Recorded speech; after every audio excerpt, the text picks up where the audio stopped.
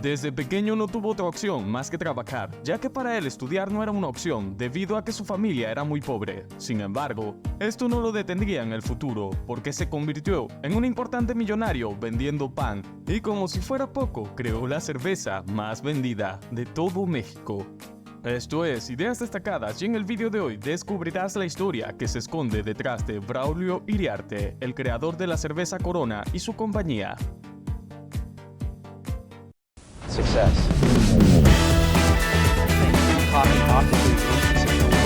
We could build a little thing that could control a giant.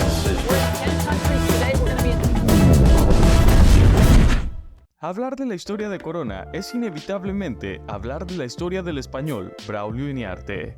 Nació en 1860 en el pequeño pueblo de Elizondo, Paxán, Navarra, España, siendo hijo de Juan Pedro Iriarte y de Catalina Goyeneche. Al igual que las familias de otros personajes que hemos visto, la de Braulio era una familia de campesinos humildes, motivo por el cual el niño tuvo una infancia con muchas carencias. Braulio se vio obligado a trabajar desde muy pequeño, pues sus padres no pudieron pagarle una educación formal. Inicialmente, trabajó en las labores del campo, ayudando a su padre. La España de entonces no estaba pasando por un buen momento y la gente se quejaba de la monarquía.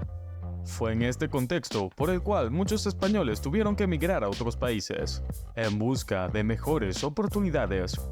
Particularmente, los navarros iniciaron una gran diáspora. En 1877, cuando tenía la edad de 17 años, Braulio decide ser uno de los primeros navarros en emigrar a un destino poco habitual: México. Así es, el país de las enchiladas, tacos, sombreros y demás. Una vez instalado en Ciudad de México, Braulio comenzó a trabajar en una panadería. Su jornada laboral empezaba haciendo el pan de las 5 a.m. y luego lo repartía por distintos barrios. Posteriormente a su trabajo en la panadería, se empleó en un molino de trigo de las afueras de la capital, y allí adquirió un vasto conocimiento acerca de la producción con granos, conocimiento que le vendría muy bien después. Desde su llegada a México, Braulio trabajó arduamente por 13 años. Para 1890, y con los ahorros que había generado, compró Factor, una de las panaderías más antiguas de Ciudad de México. Con su experiencia, Iriarte introdujo cambios en la forma de hacer el pan. Prácticamente cambió a los hombres por máquinas mecánicas modernas al momento del amasado, que hasta ese entonces era realizado por los mismos trabajadores que no les dejaban salir del local, por lo que sudaban y ese sudor caía sobre el pan, otorgándoles un sabor algo salado. ¡Qué asco! Gracias a las máquinas, la producción se volvió más higiénica y el pan empezó a ser de mejor calidad, por lo que pronto Braulio se ganó la confianza de la clientela. Magnífico, Braulio.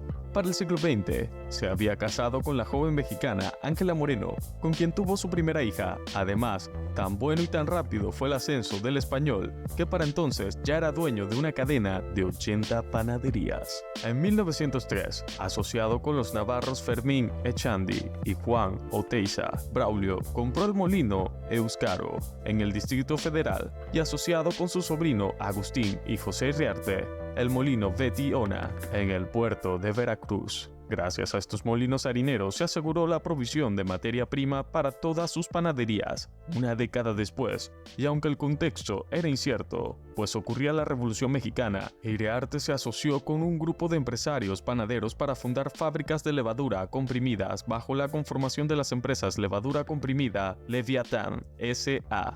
A todo esto, Iriarte ya era millonario, pero aún así no se olvidó de sus raíces, en su pueblo, al cual le hizo varias donaciones personales. Entre ellas, se destacan las miles de prestaciones destinadas para los daños sufridos por la inundación de 1913 y la aportación de 120,000 pesetas para terminar de construir la parroquia del pueblo. Todo un hombre caritativo que no olvidó de dónde vino.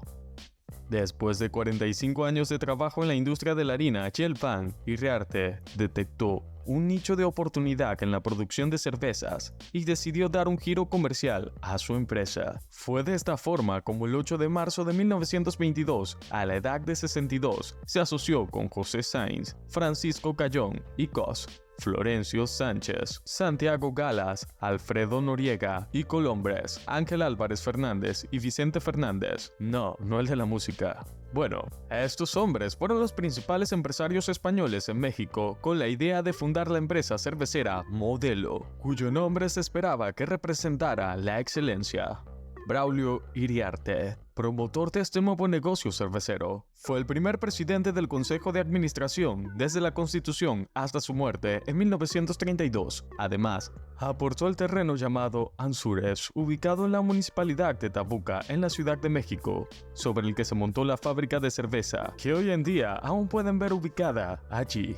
Pero a tan solo 8 meses de la fundación de la sociedad, en noviembre de 1922, tuvo lugar una crisis. Tuvieron una reducción de su capital y renovación de su accionario y consejo de administración. Algunos socios fundadores, los grandes empresarios españoles, abandonaron la sociedad, como Cayón, Sánchez, Noriega, Fernández y Álvarez. Únicamente permanecieron Galas y Sainz. En lugar de los socios salientes, Iriarte acudió a navarros, pequeños y medianos empresarios panaderos, como Francisco Yaregui, Martín Ollavaru Arce, Miguel Ollavaru Arce y Andrés Barberena Urrutia. Estos navarros integraron con otros pocos el segundo consejo de administración de la empresa. La mayoría de los socios también eran accionistas de la empresa Leviatán, por lo que en los primeros años Modelo fue financiada con excedentes de la compañía de levaduras. Esta nueva sociedad comenzó a hacer pruebas de elaboración de cervezas para conseguir el mejor resultado, y en 1925, finalmente, se constituyeron como la empresa cervecera bajo el grupo Modelo y el 25 de octubre abrieron la fábrica. A la inauguración de este establecimiento concurrió el presidente de México, Plutarco Elías Calles, acompañado de todo su gabinete. Asimismo, asistió el marqués de Berna, ministro de España en México, y casi todo el cuerpo diplomático, además de todas las personalidades de los negocios, finanzas e industria, e innumerable cantidad de público. Vamos, que a esta inauguración no le faltó nada. El año de su apertura, la fábrica de Modelo lanzó su primera cerveza llamada Modelo Especial, y en 1926 Modelo sacó al mercado la otra cerveza por la cual sería tan exitosa, Corona Extra. Y seamos honestos, esta es la que todos conocemos. La botella de la nueva cerveza era un cuarto y su color, a pesar de que en el proyecto original estaba pensado que fuese marrón, era transparente con el objetivo de atraer más al público. Y para 1930, el grupo lanzó al mercado su segundo tipo de cerveza marca Modelo, llamada Negra Modelo. Y voy a aprovechar este momento del vídeo para decirte que si te está gustando, te suscribas a Ideas Destacadas, porque voy a estar trayendo una nueva historia de éxito cada semana, así que, si no te la quieres perder, dale click al botón de suscribirte y no te olvides de activar la campanita. Retomando con la historia, nos encontramos con un suceso algo trágico. Braulio Iriarte falleció el 25 de junio de 1932. El promotor de la empresa fue sucedido en la presidencia por los entonces vicepresidentes Pablo Díaz Fernández, quien llevó adelante una política de expansión. Pablo Díaz había entrado en el accionario y administración de la sociedad en noviembre de 1922, pero no era navarro, sino que había nacido en León, España. Era uno de los hombres de confianza de Braulio Iriarte y también procedía del sector del pan y las levaduras, socio, consejero y gerente de levadura Leviatán. También por estos años, los socios navarros fueron abandonando la sociedad, por lo que disminuyó el control de estos sobre su destino. Ahora veremos cómo afectó esto al negocio para 1935 y como parte de la celebración del 10º aniversario de su fundación, el grupo Modelo puso a la venta por primera vez su cerveza extra ligera Moravia. Este mismo año, Martín Ollavaru Arce y su hermano Miguel compraron para Cervecería Modelo la compañía cervecera de Toluca y México, fabricantes de las marcas Victoria y Pilsener. En 1936 la Modelo pasó por un periodo de grandes dificultades, por lo que Martín Ollavaru desarrolló una estrategia de distribución basada en agencias distribuidoras por todo el país. Aprovechando que en cada rincón del país siempre había un español exitoso con ambición y ganas de trabajar, a estos les otorgaban agencias y les enviaban la cerveza para vender. Una visión de negocios que les resultó. Durante la Segunda Guerra Mundial, cuando otras cervecerías mexicanas aprovecharon una nueva apertura norteamericana, Modelo dedicó sus esfuerzos a fortalecer su red nacional de ventas. La misión expansionista de Fernández Díez sería mejorada por su sobrino Antonio Fernández Rodríguez, también un español de León, quien en 1949 se trasladó a México e ingresó al Grupo Modelo, comenzando como empleado de almacén hasta alcanzar la presidencia. Antonio fue el responsable de realizar importantes innovaciones en la producción y organización. Vamos, este muchacho era un lince. Él se encargó de una brillante idea. Para ponerlos en contextos, preparó y entrenó a jóvenes ingenieros mexicanos que reclutó en las mejores universidades del país para convertirlos en maestros cerveceros de la compañía.